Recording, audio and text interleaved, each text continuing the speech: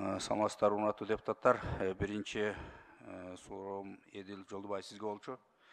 Мына талапкерлерди тандоодо бир калыстыкты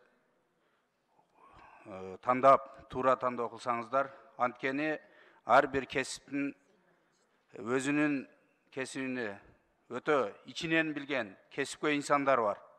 Бирок ал адамдар калып кетип эле, мынакей азыр калып келип жаткан талапкериңиздин дагы өмүр баяны четинен чыга баштады. Кандай иштерге аралаштырган, ошого карасаңыздар.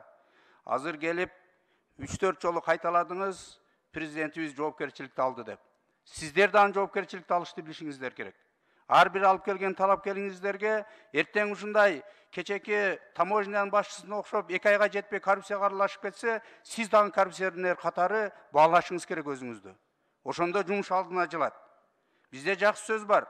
Вазир жакшы, хан жакшы деп.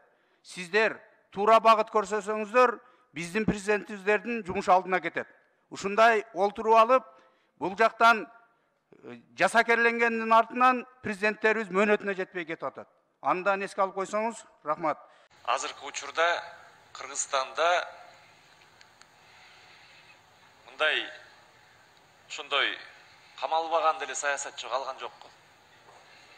Бардыгыбыз мамлекет башчыдан баш болуп, соттолуп да ошондой керек болсо 1 айлапта, 1 жылдаптагы ошол жерде шектелип, мындай оңой болуп калганда мындай. Анан ошондуктан бул жаш биздин талапкердин дарегине өтө эле мындай шектер айтылып атат. Азыркы учурда жогорку кеңеште мындай текшерилбеген дагы маалыматтар айтылат. 1 ай камалып чыккансың дегендер. Бул эми калп мындай факт болгон эмес да. Өзү да айтып атат, болсо болгондор. Мына азыр сиз жооп берип жатып, биздин баары бүгүнкү күндө камалгандар дейсиз. Эмне чоң кызматка барыш үчүн баары камалып чыгыш керекпи? Же ошондой критерий киргизип койдуңуздарбы? Жумушка тайындап атып. Ошондой мындай жоопторду берип аткандардан ойлонуп берсеңиздер.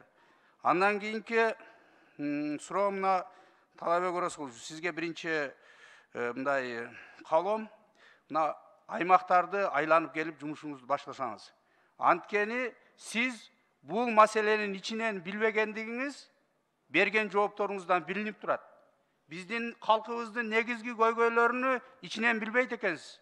Кандай мүшкүлдүктөргө туш болуп атканын. Ошондуктан ар бир жумушту үстүнөн көрүп, бүгүнкү күндө биздин элибиз кайсыл тоскоолдуктарга туш болуп атканын көрүп келсеңиз, анда иш алдына ачылат. Эгер бүгүнкү көрүнүш менен алып барсаңыз, мен сизге айтып коеюн, бир да ишиңиз алдына жылбайт. Анткени бир да суроого 10 секунд кошуп коюңуз. Маселени билген адам катары жооп бербедиңиз. Мына сонун идеяларды айтты, ошолорду ишке ашырсаңыз деген ойдомун. Мына ИВЛ аппараттар боюнча ошол кезинде сиз Эдил Жолдубаевич айткандай алтынга тете болгон. А эмне себептен кезинде ал колдонулбады? Ким жооп берет? Алып келип ким сактап отурду? Ошого жооп бер.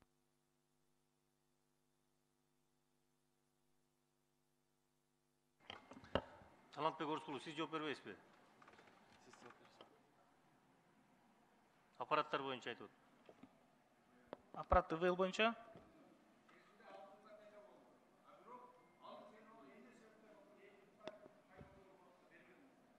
Бул боюнча өзүңөр билгендей здравоохраненияда тендер болот.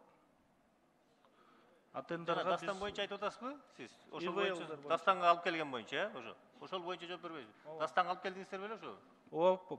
По письму ГКПИна алып келгенбиз Дастанга. Минздравга берели деп барганбыз ошол убакта.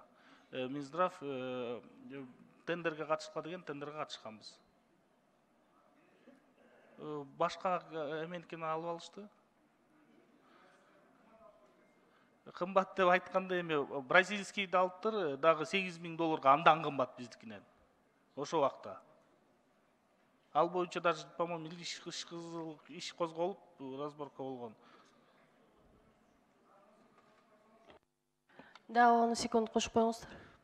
Мына жоопту дагы азыр так бербедиңиз да.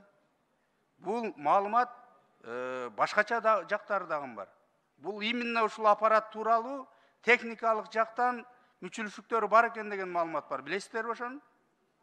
Билебиз. А ошону так эле айтып койбойсуздарбы, анан кийин кайра эле мынтип ар жак бер жака бурмалабастан. Себеби бул аппарат өзүндө, Россиянын өзүндө бул аппараттын айынан өрт чыккан, билесиздер. Россиядан ооба. Ошонун негизинде буну техникалык жактан кооптуу деп токтотуп койгон. Жок. Андай болгон эмес. Андай болгон эмес. Бүт сертификаттары бар. Алба интернетте бир обсуждениеда сүйлөнгөн сөз болуп чыккан, ал боюнча да иштегенбиз.